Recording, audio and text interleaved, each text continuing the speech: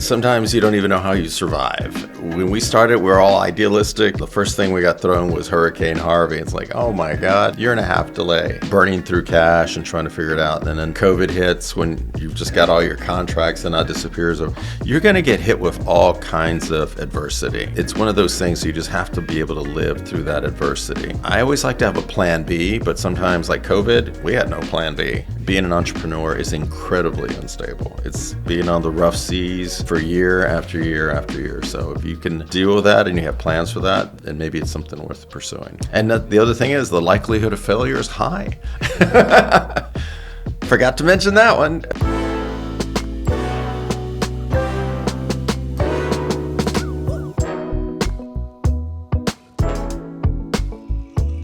Welcome to a new episode of Technology for Change, Season 4.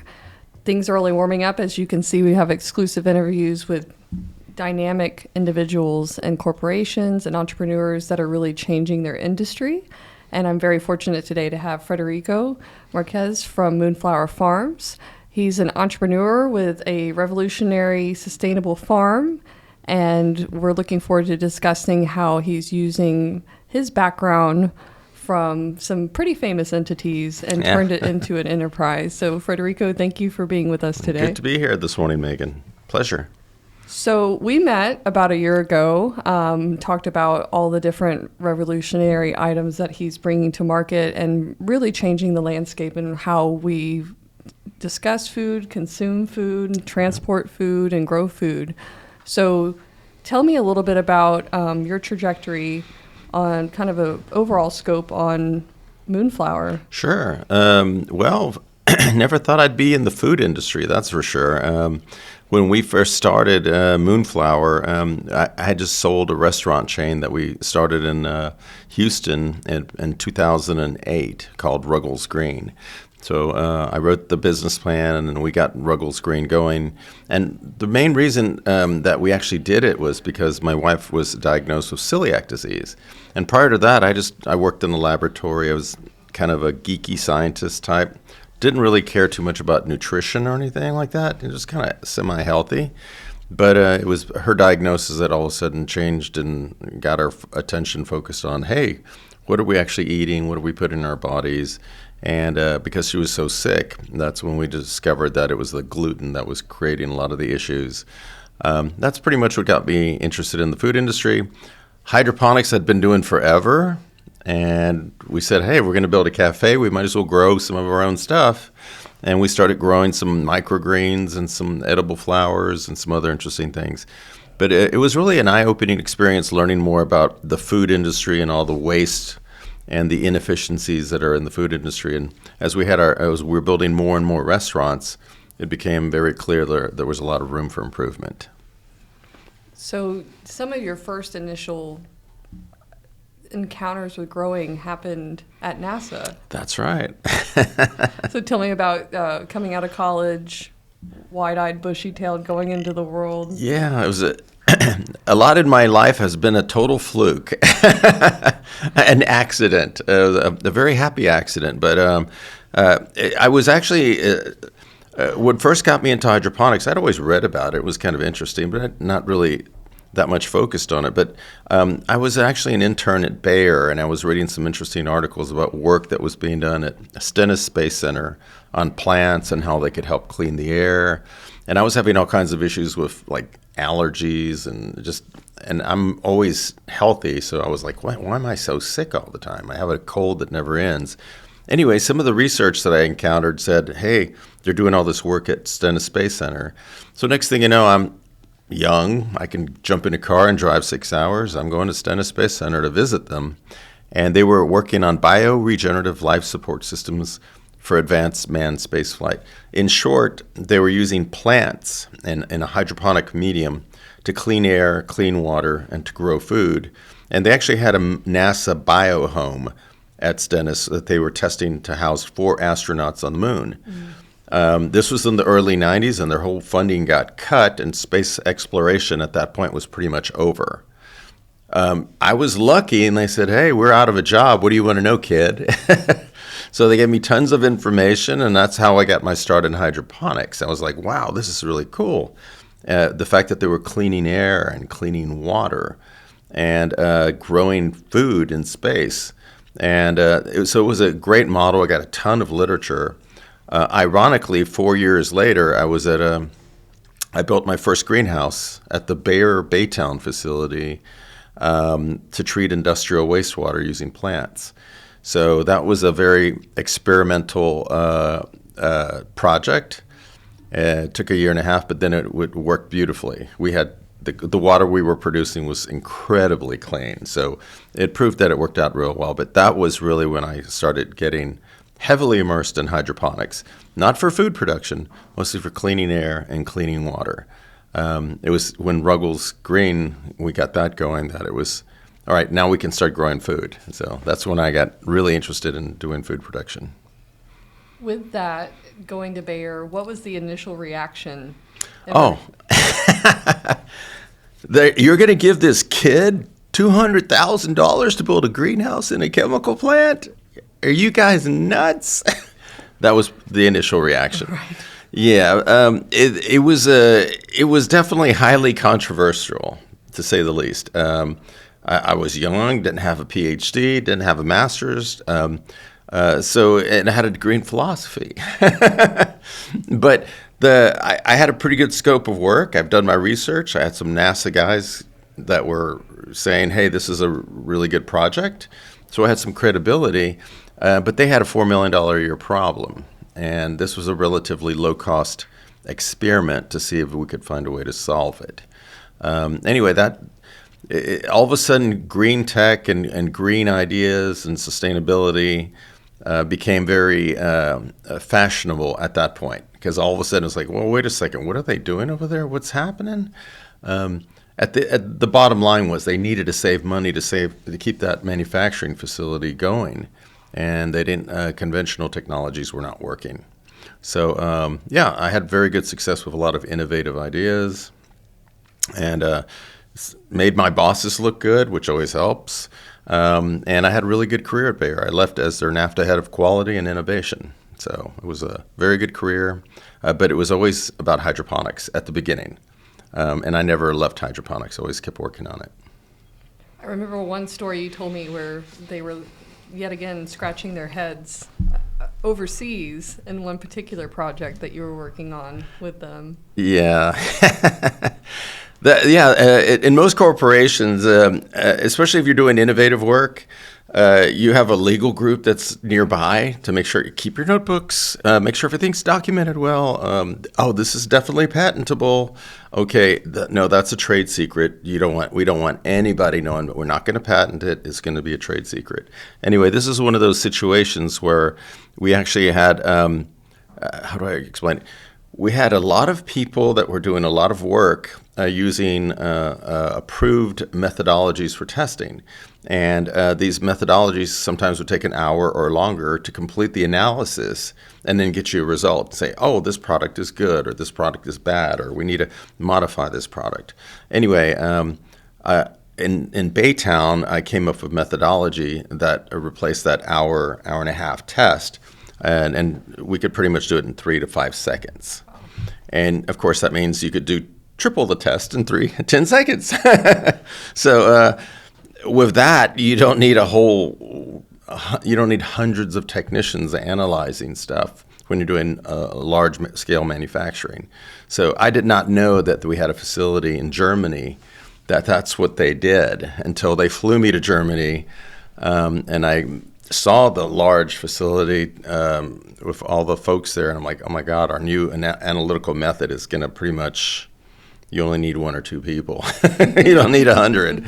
So the good part of the work that I did at Bayer was I discovered that even though you might be working on something that's local and focused, it could have global implications, because you might have 20 other labs worldwide that are doing the same thing or similar. So that's when it was sort of eye-opening, especially as I started to meet with the board of directors and with the CEO. It's like, no, if you do this here, we can apply it worldwide. So that's where things get interesting. You were called an honorary doctor at one point in that process too, right? Germans are very title-driven. Yes, and even though it was a bit of an anomaly. Let's put it this way. I was always known as the anomaly. But in Germany, in particular, if you don't have a doctor by your name, they kind of dismiss you. So the one of the board of directors was like, we're going to have your title. I'm like, yeah, but I'm not a doctor. It's okay. Well, there's me, Herr Dr. Federico. Okay, but I'm never a doctor. But anyway, it was a formality we had to go through. So tell me about, and once you had obviously showed your worth and innovation and ideas, you kind of went through various years of thinking about going out on your own, but getting tied back in, and that pendulum swing back and forth, and how you eventually. That's right. It was actually all the work that I was doing, especially in the late 90s, early 2000. I was really focused on botanical air purification, and I saw what NASA was doing for space, and how they were using plants to reduce, clean air, but in the right design, you could really accelerate a plant's ability to do that. So that was the first company that I actually started.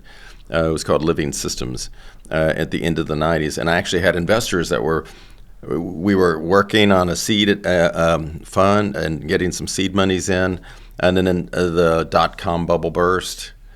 And Germany and our CEO was like, no, we need you to be our new head of quality for all of Bayer Chemicals because of some of the successes.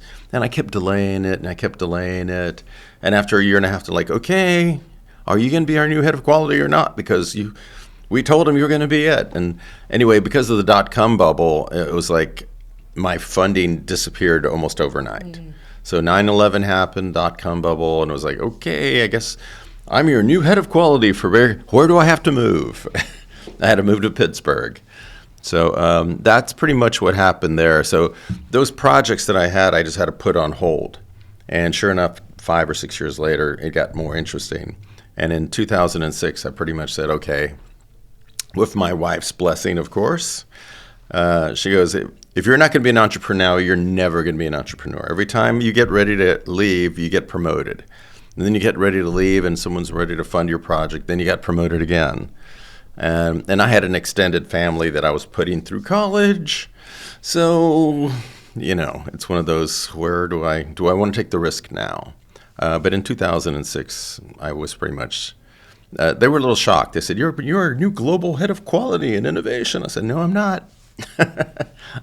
I'm resigning. So anyway, it was a good experience. So fresh start, yes. Resign, and then what happened next? Yeah, that was resigned. And by the way, during that time in 2006, that was when my wife was diagnosed, because we just had our twins in 2005. And then all of a sudden, my wife was really sick at the end of 2005, 2006. We had to go see some specialists. Turns out she had celiac sprue. Oh. And she was deathly allergic. I mean, it's an autoimmune disease to the gluten protein. And, she thought she had cancer. It took 6 months for them to finally say, no, you have celiac sprue. Stay away from gluten. Wow. And I already was resigning, and she was just really happy, because I was like, okay, if it's dietary, I can do something about it. Right. But that's really what sort of shifted our entire focus on food and nutrition, and had a little bit of a concept about it, but it was like, now we're immersed. We're reading books. We're looking at, okay, where is gluten? Where's it found in? And what's going on in the food industry? And that was really the trigger that said, okay, food and nutrition are super important. You got to really pay attention. And that's when we started seeing all kinds of issues with gassing of plants, and the lack of nutritional deficiency and nutritional losses because of transport, food waste issues, climate issues, and et cetera. So it was a total fluke. Moved to Houston, started my own company, and I had a little sideline business plan that I wrote because I wanted a restaurant that my wife could actually eat at. And I moved to Houston. Houston's the 4th largest city in the U.S. There's no gluten-free anything. There's no organic anything. There's no vegan anything. There's not a single certified green restaurant. So I was shocked that there was like nothing. Wrote a business plan, was going to consult. The investor came in and says, I'll give you the money, but nobody else. You cannot be a consultant. You have to actually run this thing. And I told my wife, I said, I'm going to be running a restaurant. She goes, what? So it was a bit of a shock. The good thing about it was at least we had a place to eat.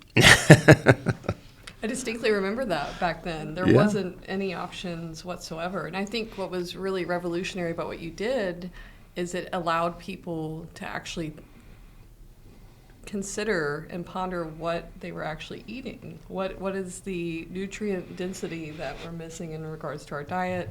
How do we respond to our body and our cues? Because that food is energy, and a lot of people don't have access to the proper nutrition. So I'm sure it caught on quite quickly. You never know when you go into a new business how it's, and then I did a lot of research and said, okay, what's the celiac population of Houston? Okay, I think it's about 50 to 60,000. Well, it was so unknown at the time. We really had no idea if there would be any interest at all in gluten-free or in vegan or in organic. You figured there would be, but it's Houston, you never know. It turned out there was a huge demand. So, and people would say, hey, I can go to Whole Foods and spend all this money, which is great, or I can go over here and the whole meal is prepared and it's excellent. So I think that's where we found our calling, and that's why we quickly, instead of just one restaurant, we had built another and then another and another.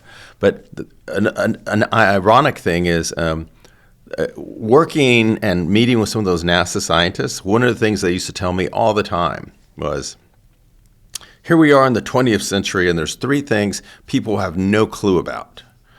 What's in the air they're breathing, what's in the water they're drinking, and what's in the food they're eating. And that really stuck with me. So when we designed the restaurant, I wanted to make sure there was transparency on the water that we're providing, the drinks that we're providing, so you knew exactly what was in there. The air that you were breathing with IAQ monitors and sensors, and in the food and what you're eating in the food. So that's why all of our menus had like food allergy information, exactly what's in it. Ironically, it was very hard to source anything organic. But even now, there's room for improvement in a lot of foods that are being offered. So it's very clear your entrepreneurial spirit is very much of the research, the problem, and the solution. So obviously going through the restaurant industry, discovering that you needed more locally sourced items kind of ushered in your next era. Yeah. Once again, not knowing anything about the restaurant industry. And by the way, when we started, it was like we spoke with some chefs, we spoke with some other folks, and they would look at the business plan and like, this will never work. One of the people we wound up partnering with was a chef, and he was like, I've been in the industry for 30 years, and trust me, this will never work. Often that's a good sign. It usually means you're onto something. You've got some naysayers. But ironically, when I look at it now with the experience, I was like, okay, I understand where that comes from, because we had no supply chain. It's like, we're going to offer organic, but you can't buy it anywhere. It's going to miraculously appear. We're going to offer superfoods, but you can't find them anywhere. They're going to miraculously appear. We're going to do recycling, and nobody does recycling. We're going to do composting, and nobody does composting. We're going to have vegan options, and there are no vegan options. We're going to have gluten-free options, and no one knows what the word gluten-free is. Certainly not the chefs back then. So we were pretty much recreating everything from scratch, literally. So we just had to learn a lot, and not knowing about those limitations in the industry, it just got us really creative. We had some really high-energy young chefs that we brought in from CIA, gave them a bunch of cookbooks, we started playing, and just started doing a lot of research. But especially with locally sourced, almost impossible. We tried. We found like 3 farms. The nearest one was about 2 hours away. Everybody else was just small. There's no way. We were just one cafe, and so the demand we had was just impossible to meet by some of these other small little backyard farmers. So you really need some capacity, and so we started working with some of them and just going to some farmers markets and finding some other smaller farmers that had some niche products like microgreens or edible flowers or some interesting carrots or something like that. But it was not for something, and we actually changed our whole direction. We said, hey, daily specials, because we might only be able to source enough for 2 or 3 days, and then that's it. So there was definitely a need for that. But we also found out that the average distance from farm to table of getting a lot of the produce was about, back then it was about 12 to 1,300 miles. Now it's 16 to 1,700 miles just to get it from the farm to the table. And I think because of climate change and all the droughts that we're seeing around the world, and especially in western United States, California, it can be 1,800 or 1,900 by 1,900 miles from farm to table. So there's a lot of room for improvement, and that really got my attention, especially when we're in a cafe and we're like, whoops, no broccoli for the next 2 weeks because you can't source it.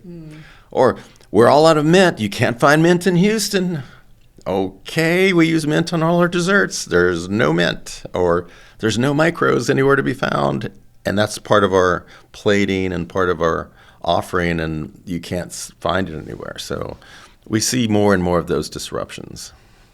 Well, they say necessity is the mother of invention. Yeah. So with that, how did you transition from the restaurant into the actual growing of the products that you so desperately needed? Yeah, we were just joking as we built the first one that, hey, we need to build our own farm because, gosh, you can't find mint, you can't find these herbs, you can't find microgreens. And then the second one was like, oh my God, we gotta build a farm because where are we gonna source this? And like, oh, we found some in Canada, you know. I found a source for this in New York, or there's a group in Colorado. So we were thinking about it, and I spoke with my wife about it, and she's actually the one who said, well, just build some small hydroponic thing of it. And we did. We had small little hydroponic displays in some of the back of the cafes. But it's only, it can't feed the public, but it can produce some nice product for about a week. And that's about it, because it takes time to grow crops. It could take weeks or months to grow certain crops. So it was always on the back of my mind. And as we got more and more stores, it was like, okay, climate change is getting worse. We're seeing more and more recalls. Hey, there's no romaine. There goes our Caesar salad. You can't find it anywhere. We have to get creative and source it. Or there's no mint. So that's when it really became, I started diving into it a little bit more to see, where does this food come from? 80% of all of our fruits and vegetables come from south of the border, mostly Mexico, but some of those other Latin American countries as well. And we're seeing more and more of that. So, in general, as far as the United States, it was like, wow, that transport distance is getting longer and longer and longer, and disruptions are getting longer and longer and longer. So that's when I started looking at indoor vertical farming, and that's when I decided, all right, let's build an indoor vertical farm just to test out the technology and the industry. And that was in 2016. So that was eye-opening too, because any new industry, there's a lot of hype. Mm-hmm. And as we started doing it, was like, oh yeah, this is mostly hype. We got to figure this out. How do you get the cost from here way down to here? And how do you make that work? So that was the experiment that started in 2016. Hurricane Harvey did not help. No. COVID certainly did not help. That almost put us out of business. And but I think we've learned quite a bit, and I think we're ready to go to the next chapter. So now, currently, some of your models actually are bringing the farm directly to the grocery stores and kind of making that connection, even from an educational standpoint, mm-hmm. about really diving into the ideas of self-sovereignty, locally grown, urban farms, things of that nature. So tell me a little bit about how currently you're serving that in Houston, and obviously to expand outward as well. Sure. One of the positive effects of COVID was we realized that our customer base was incredibly vulnerable. All of our customers disappeared overnight. We had contracts with the Cisco's and the U.S. Foods and distributors, and 26 restaurants and cafes and hotels and bars that loved our edible flowers, and all of that just disappeared overnight. We literally opened our doors in March of 2020 to our large greenhouse expansion. And our plan was to have our grand opening in April of 2020, and that's when all of our contracts got canceled.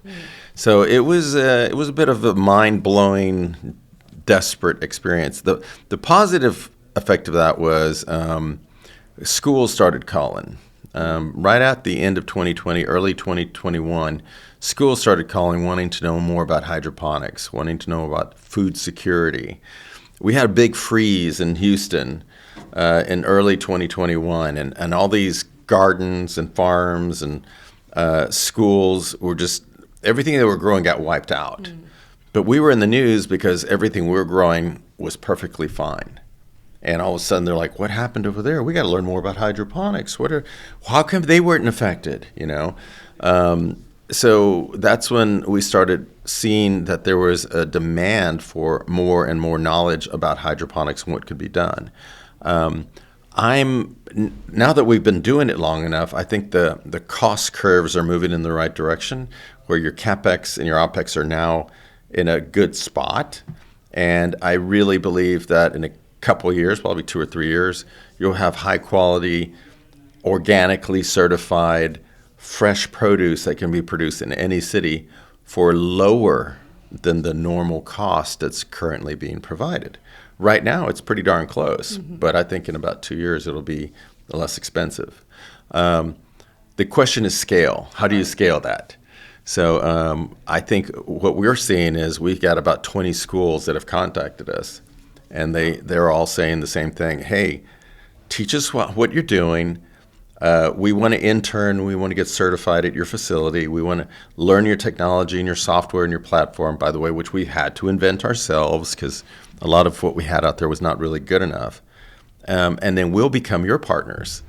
So I think in the future, you're going to see these cities where most of the demand is starting to produce more and more and more. I firmly believe by 2030 that every major city in the United States is going to be producing, I don't want to give a percentage, but I'll say they're all going to be building hydroponic farms, lots of them, either inside the city or surrounding the city. And that's going to start nibbling away at all of that 1,600, 1,800 miles, 2,000 miles transport. It's going to be less than 100 miles. So I think by 2030, that'll be very commonplace in every major city in the U.S.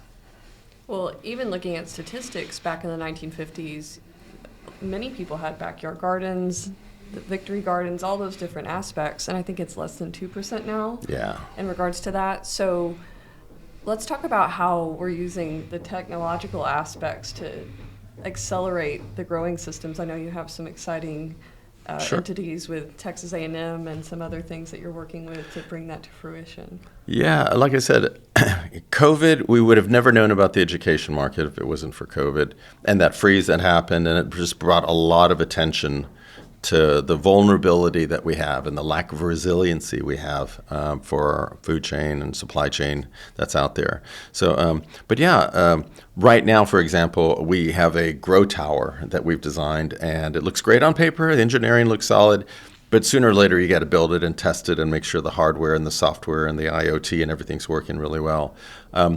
We have a good relationship with NASA. And with Space Alliance Technical Group in Houston, and they introduced us through to Texas A&M. We've already been working with U of H, and Sam Houston State has been to our farm multiple times. We're going to be working on a big project with them this year. But they said, hey, we have a capstone grant. We'd like to build your towers. I said, great. And they said, we're just going to focus on building the prototype, testing the mechanical integrity, and we're going to validate your engineering and model. And I said, hey, if you find a better way to do it, I'm happy. Let's talk about, IP protection and all that other stuff. But if there's a better way to do it, I'm all ears. So they looked at it and they said, hey, this is a pretty good model.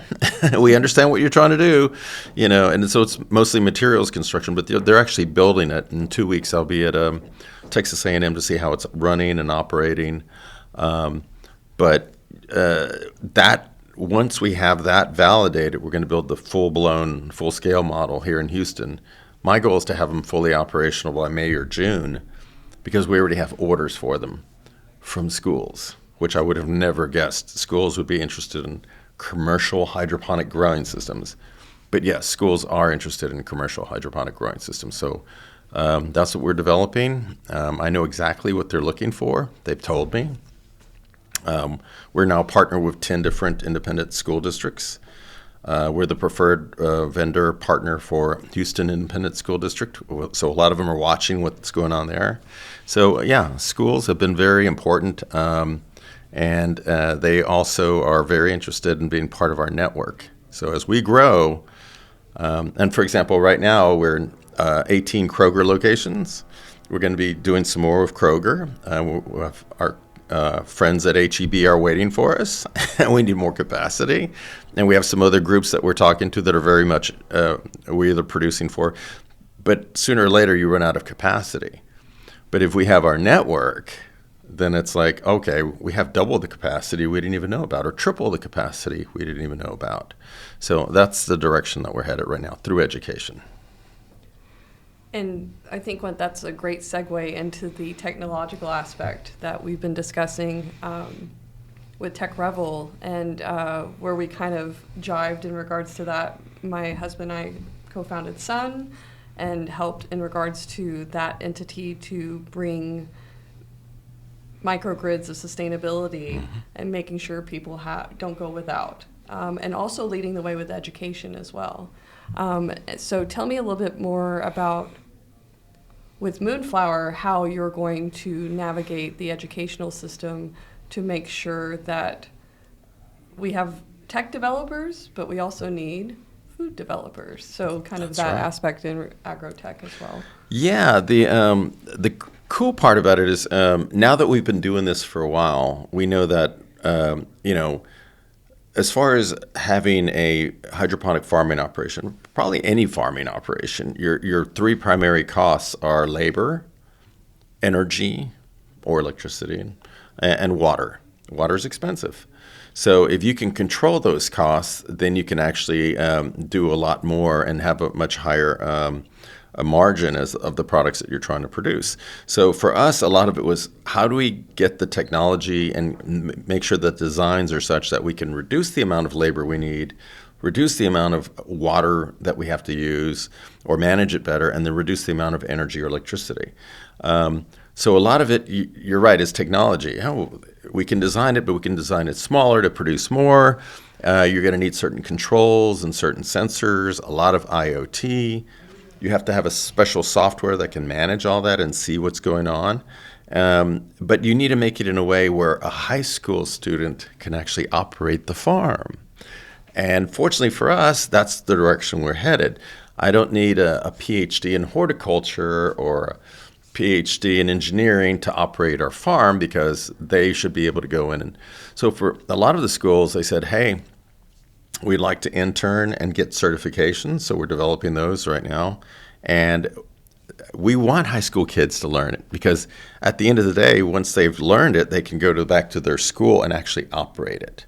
So what's interesting is some of those kids that we're working with are like, wow, I didn't know there was 100 different kinds of basils. I didn't know. I knew there was a lot of lettuces out there, but man, there's hundreds of them. And then strawberries, I didn't know there were hundreds of different kinds of strawberries. We're pretty much monoculture in a lot of what we eat. It's like, here's a red strawberry. Sometimes it's small, sometimes it's big, but it's usually pretty much the same old thing. And here's a certain type of lettuce, and we're limited. And here's basil. It's green, it's sweet or Italian, and that's it. But there might be 100 different kinds. So some of the kids that we're talking to are like, hey, I want to grow cinnamon basil. I want to grow lime basil. I love Thai basil. And so now they're becoming more and more food developers. Mm-hmm. They're like, I want to have a tower, but I want to grow 20 different kinds of basils on it. I said, great. Nothing is genetically modified. It's all natural, and they get to play around with it. And some of them are like super sweet or super spicy or different variegated colors, or it just gets to be very interesting. So we see in the future a lot of those younger students, college students, and maybe entrepreneurs, maybe existing farmers that are going to say, wow, I can really come up with something special or unique. I'm going to be the grower of golden strawberries, because there are different colored strawberries in the world. We only know about one. Right. So that's where the food development gets interesting. I think with the computer industry that started in the early 80s with personal computers becoming popularized, that's how you got software developers. It's like, wow, I don't need $1 million room to develop software. I have a personal computer. I'm going to get very creative. And now you had an explosion of software developers. I think you're going to see the same thing. Once we provide the right technology, the right platform, training, certification, these folks are just going to run with it. And you're going to see all kinds of variety that you've never seen before. So that's why when we're talking about food developers, I think there's going to be an explosion of food developers by the end of this decade. I think that was really eye-opening for our managing partners, Ryan and Abir. We came to the farm, I guess last week, and really got a grasp of how technology can really play a part in these expansions. And, we have the revolution of AI and those types of things, but knowing that you still need a human component to do those works as well. Absolutely. The AI is definitely going to be integrated into the technology for sure. But, mustard greens. You can grow hundreds of different kinds of mustard greens that are awesome. But it's actually the people aspect of playing around with these things and saying, oh, wow, I found it. And then other people are saying, wow, that farm is really good at that thing. And they're like very specific. And especially the kids, it's so cool. I mean, even when I was in school, it's like, oh, farmer, I don't want to be a farmer. Nobody wanted to be a farmer. What's a farmer? Want to play with cows and, manure and, it's just kind of gross. But it was a very small niche thing. But now it's like, no, there's more to being a farmer than just being, doing animal husbandry and livestock and all that. That's all great. No problem there. But with produce, this is something that is actually, as we go into more and more space exploration, you're going to need bioregenerative life support systems. You're going to need hydroponics. You need to grow your own food on the moon, on Mars, in space. So there's a lot of application, but it's kind of cool because if they get really good at growing some very specific crops, that knowledge can be transferred anywhere in the world, and maybe even into space. So it's kind of cool. That's beautiful. Well, one of the ways we're talking about accelerating that is the grow towers that you have obviously will need to be monitored down to water, sunlight, mold detection. So let's talk about the fact that with Tech Rebel, we're going to look at producing an application that will assist yourself, these future food developers, and how that technology will help us accelerate the food production as well. Yeah, I think, like I said, any new industry, there's always a lot of hype. And then you find ways to lower cost, improve hardware, improve software, better some trade secrets, and just ways of doing things faster, cheaper, better. And it's the same thing with the software. At the end of the day, it has to be something that's very easy. Right now, when we started, it was like, oh, this is the software for keeping and tracking your greenhouse. And this is the software for making sure your pumping systems and your nutrition, your pH, your conductivity, your oxygenation, everything is A-OK. And this one over here tells you about your ambient conditions with light levels. And you have to integrate all that with controllers and sensors. And some of it is lacking. It's like, I really wish we had this. And how do we add it? Oh, we don't do that. You have to contact a third party. So the technology was rather fragmented, and it's not something that a high schooler or even a college student could just come in and just put together. So there was a lot of knowledge that was being kept in different areas where you have to bolt things on and get it to work. Our goal is to come up with a very simple, clean platform, and once you've done that, with the controllers and sensors and the hardware per se, but you have to have really good software to say, okay, I want to grow these strawberries. I push a button, everything's optimized. And now my sensors say I have to have this much light, this much water, this much, my pH has to be in this range, my nutrient load has to be in this range, my airspeed has to be here. So all of that knowledge is already being built and is out there. We're just trying to compile it all. So it's very simple in a platform. So a high school student can actually go in and say, oh, I'm doing that, and I'm double checking things, and I know how to calibrate certain things. But for the most part, a lot of that I can see. It's very transparent. And everything, if there's something wrong, I know exactly what to do. Those are the certifications we're going. But you really need to have a very clean, easy, reliable software. Keyword being reliable. Right. We've seen a lot of unreliable software in the last 5 years, but that just makes it very seamless. And if they say, hey, I'm growing leafy greens or lettuces today, tomorrow I want to grow different basil varieties, I can push a button, change some hardware, and the next day, that's exactly what they're doing, and say, no, we need to grow mushrooms or strawberries. Okay, push a button. The next day, they are doing that. They are now growing strawberries or mushrooms or whatever they need to. So that's where we're headed. But you need to have really good hardware, controls, sensors, and especially good software. Well, it seems like, in oil and gas, we've been using those for years, right? And I know between your background with Tech Rebel and some of the things that we've done with IoT devices, just making it really streamlined with dashboards and ways to make sure that it optimizes just as much as oil and gas, because it is that precise with growing items as well. No, absolutely. And it's, like I said, now that there's still more and more research going on, it's something that could be very easily, this platform you can actually build on top of. So the AI element, for example, once you have it working, there's a certain amount of machine learning, you add the AI element. And now you have a free employee that's the best employee you've ever had.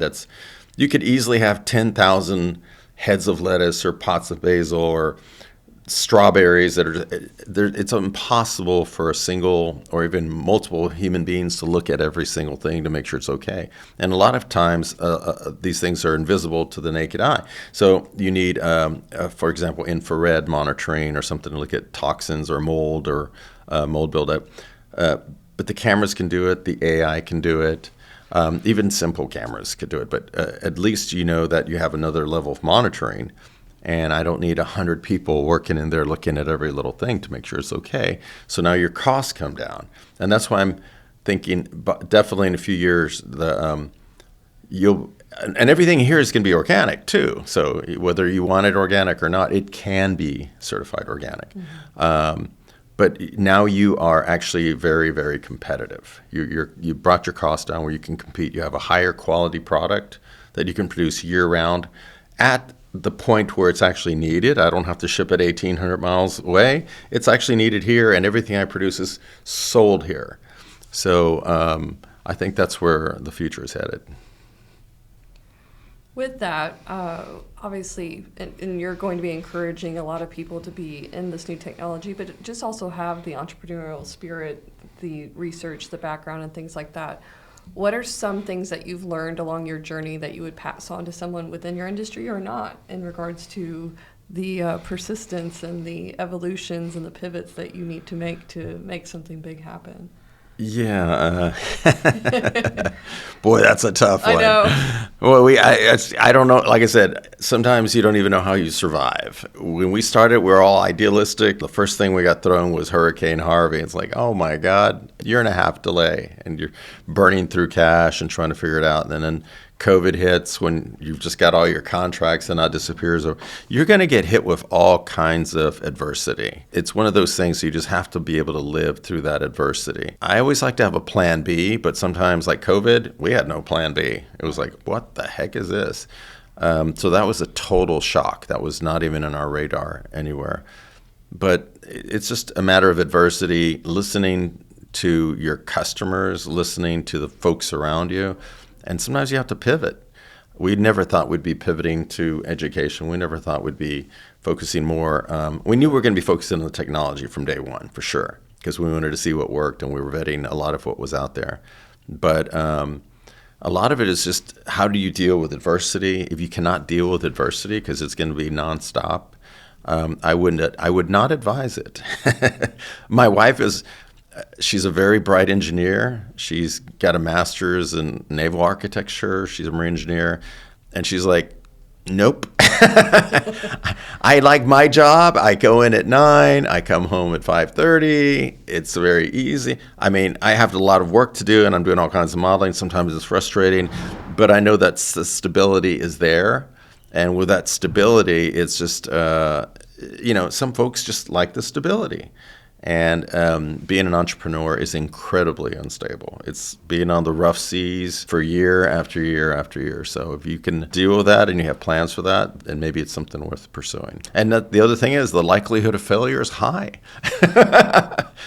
Forgot to mention that one. Likelihood of failure is, even when we had Ruggles Green, we burned through all our cash and we're looking at each other like, we're going to be broke next week. We better have a good weekend or else we're not going to make payroll. And it was like, we had a good weekend.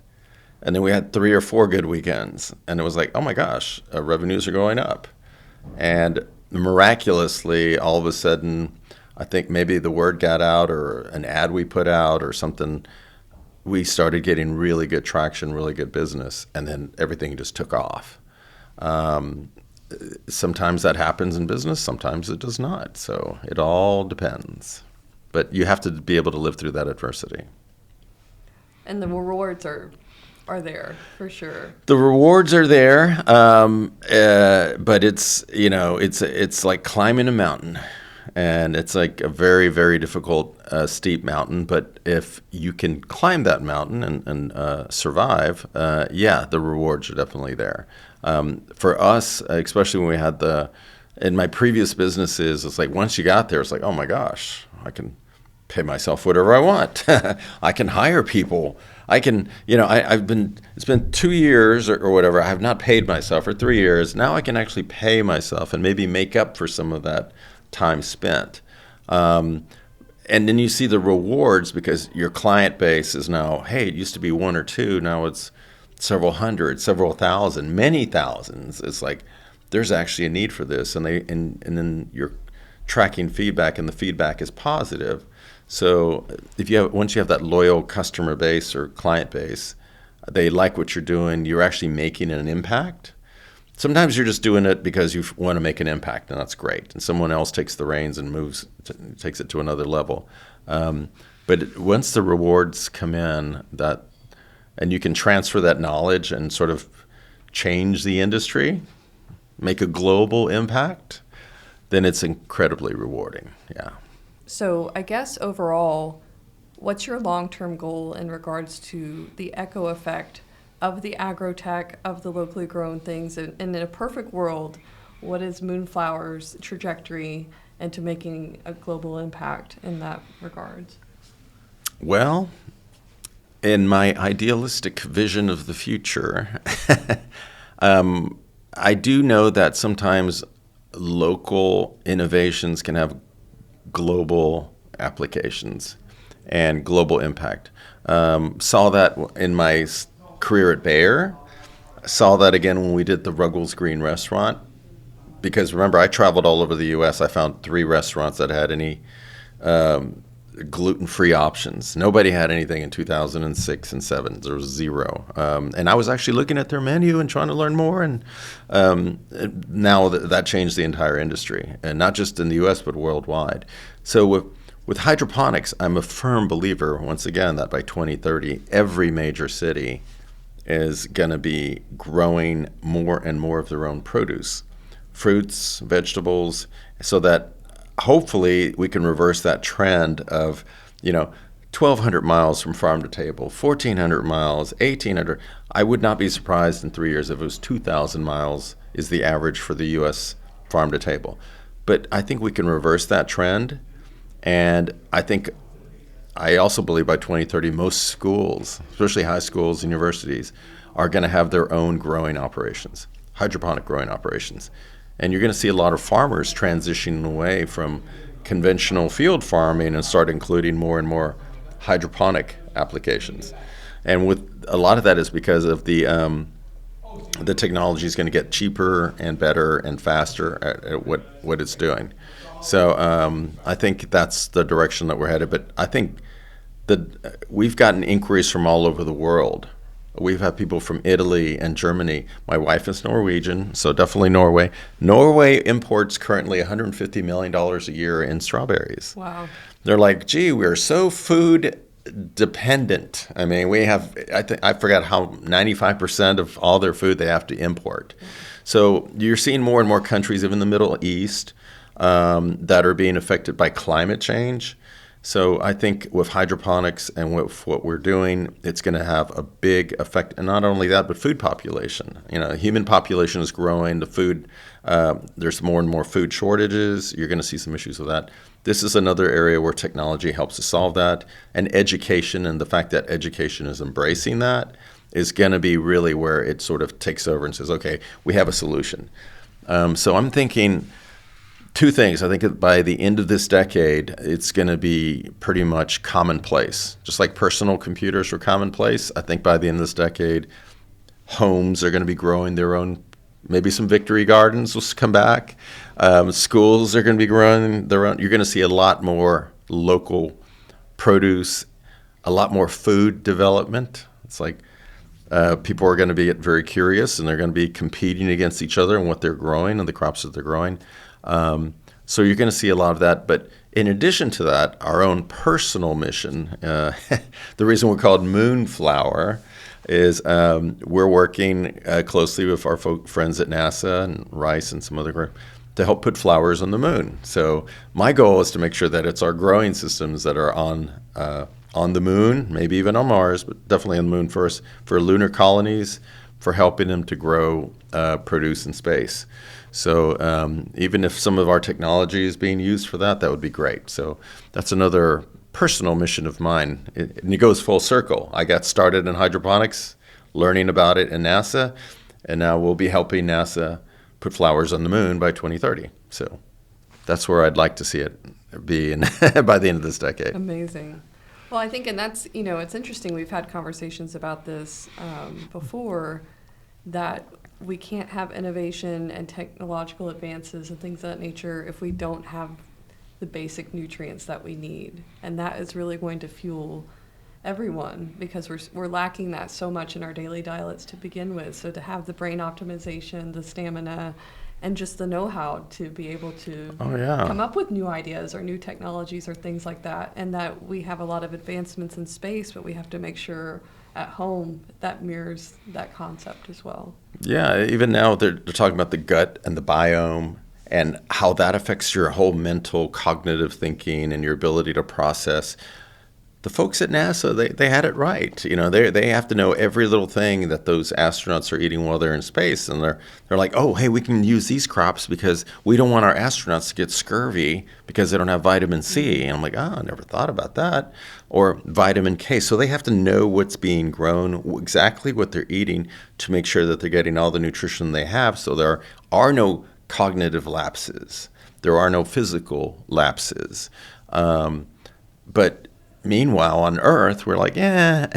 And I think that's another reason why high schools, education, it's mostly the nutrition, the folks in nutrition that are saying, hey, wait a second, we got a problem here.